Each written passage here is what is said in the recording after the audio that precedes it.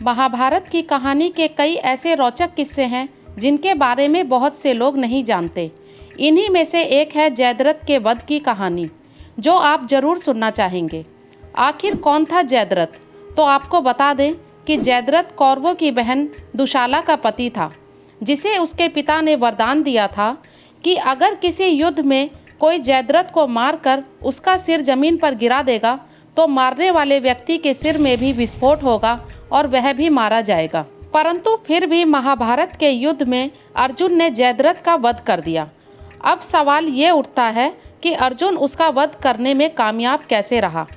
तो आइए जानते हैं इसके पीछे की दिलचस्प कहानी। लेकिन इससे पहले अगर आपने हमारे चैनल लिसन स्टोरियाँ को अभी तक सब्सक्राइब नहीं किया है तो सब्सक्राइब ज़रूर कर लें और बेल आइकन को दबाएं, जिससे आपको हमारी अगली आने वाली वीडियो की नोटिफिकेशन सबसे पहले मिले। वीडियो पसंद आए तो लाइक, शेयर और कमेंट करना बिल्कुल ना भूलें। जयद्रथ सिंधु देश का राजा था, जिसका विवाह कौरवों की बहन दुशाला से हुआ था। महाभारत के अनुसार जब कौरवों ने पांडवों को छल से जुए में हरा दिया था, तब उन्हें 12 वर्ष के वनवास और 1 साल के अज्ञातवास में जाना पड़ा था। इसी बीच उनका सामना जयद्रथ से हुआ। जयद्रथ उस जंगल से जा रहा था जहां पांडव द्रौपदी के साथ रह रहे थे। द्रौपदी नदी के किनारे से लौट रही थी। जब जयद्रथ ने उसे देखा तो अकेला देखकर वह उसे अपनी बातों में फुसलाकर साथ चलने की बात करने लगा।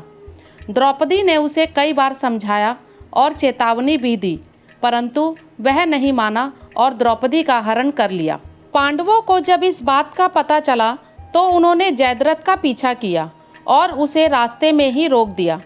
तब गुस्से में आकर जैसे ही भीम ने जयद्रथ का वध करना चाहा तो अर्जुन ने उसे ये कहकर रोक दिया कि ये हमारी बहन का पति है।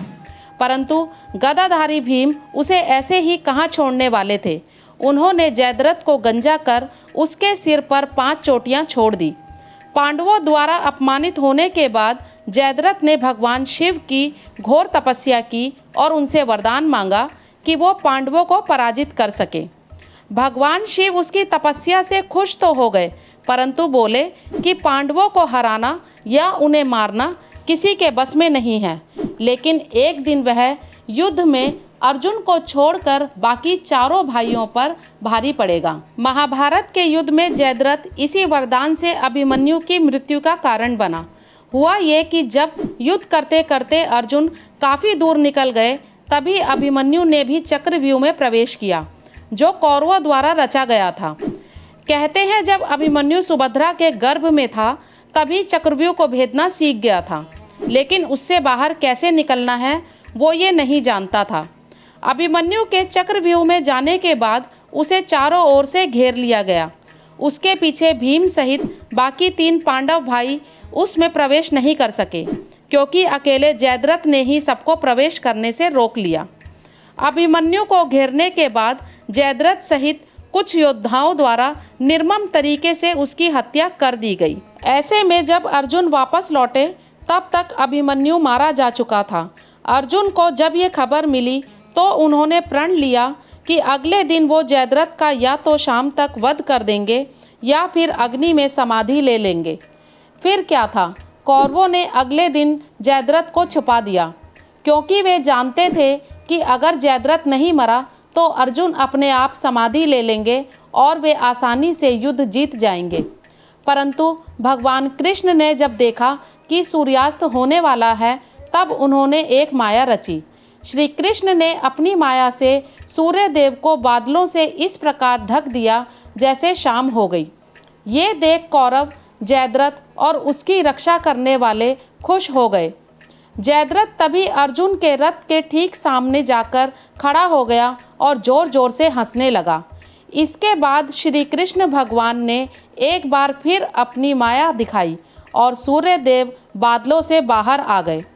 क्योंकि श्री कृष्ण ने पहले ही अर्जुन को उस गुप्त वरदान के बारे में बता दिया था जो जयद्रथ को मिला था, जिसके अनुसार जो भी वीर जयद्रथ का मस्तक धरती पर गिराएगा उसके मस्तक में भी विस्फोट होगा। कृष्ण ने अर्जुन से यह भी कहा कि जयद्रथ को मारने के लिए इस प्रकार बाण चलाना कि उसका सिर उसके पिता की गोद में गिरे। अर्जुन ने ऐसा ही किया। सामने खड़े जयद्रथ पर अर्जुन ने इस प्रकार तीर चलाया कि उसका सिर हवा में उड़ता हुआ सीधे उसके पिता की गोद में जा गिरा, जो उस समय आंखें बंद कर तपस्या में लीन थे। उन्होंने जैसे ही आंखें खोली तो एक मस्तक को अपनी गोदी में देख हड़बड़ाकर उसे धरती पर गिरा दिया। मस्तक के धरती पर गिरते ही उनके मस्तक में भी विस्फोट हुआ और वे भी मारे गए। आशा करती हूँ कि आपको हमारी वीडियो ज़रूर पसंद आई होगी।